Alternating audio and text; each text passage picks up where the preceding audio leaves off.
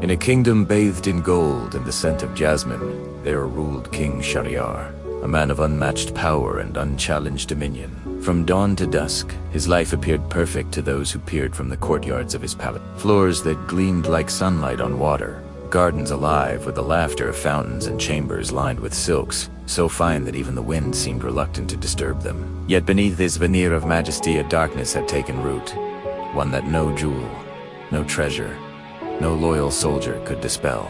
The king had once loved, once trusted, and once believed in the fidelity of a wife who now lay in shadowed betrayal. The first signs had been subtle. A careless word whispered in corridors, a glance stolen when the moon hung high and the servants were distracted. Shahryar's heart, trained to command armies and govern empires, felt the first pang of suspicion, a chill crawling across his chest as if ice had been poured into his veins. Night after night, his mind turned the smallest doubts into spirals of fear. Then, on a night when the stars hid behind a thick veil of clouds, the truth revealed itself in the most violent of ways. His queen, the one he had crowned beside him on the dais of splendor, had taken another to her bed, a man beneath the rank of any noble, a slave whose cunning matched only his audacity. The palace erupted with silent horror as the king confronted them, the crimson of rage burning in his eyes. His hands, once gentle with the brush of silks and the lifting of goblets, now trembled only with the thought of retribution. In a fury that silenced the winds themselves, Shahryar struck with swift justice. The queen, the traitor, fell beneath his sword, her lifeblood spilling like the dark stain of night across the golden floors. The slave followed, a trembling shadow of guilt and fear. And yet, as the echo of death faded into the marble halls, something far more dangerous than grief took hold, something that would change the fate of all who lived under his dominion.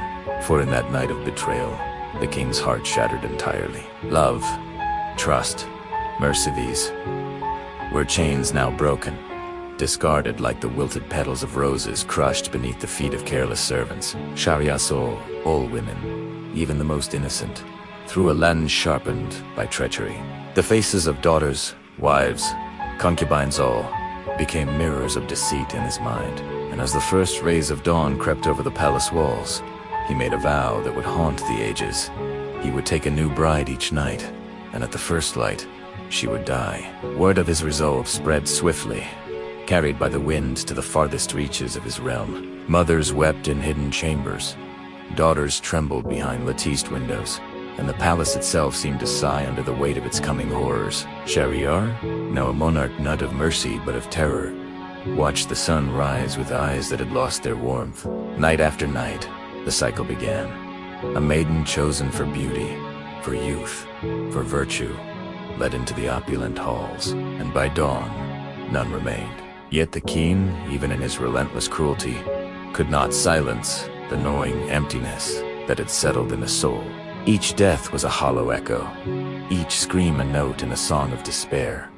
And still, the wound of betrayal festered. It was on such a night, when the moon hung low, and thick clouds obscured the stars, that Shahryar's brother returned from distant lands, his own heart marked by betrayal. For he too had witnessed the infidelity of his wife, the treachery of flesh and trust, and had acted with the same swift justice. The two kings met in silence, their grief mirrored in one another's eyes, a bond forged not by blood alone but by the shared scars of deceit.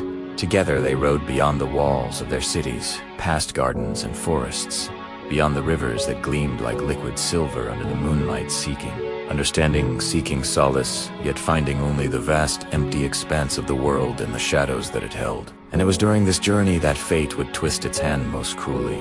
Deep in a valley forgotten by men, the brothers encountered a creature of terrible and wondrous form. A giant vast as the mountains themselves, with eyes that glimmered like molten gold and a presence that warped the air around it. From heat's end, it held a chest, sealed with ancient runes, and a voice that thundered across the cliffs, shaking the earth beneath them.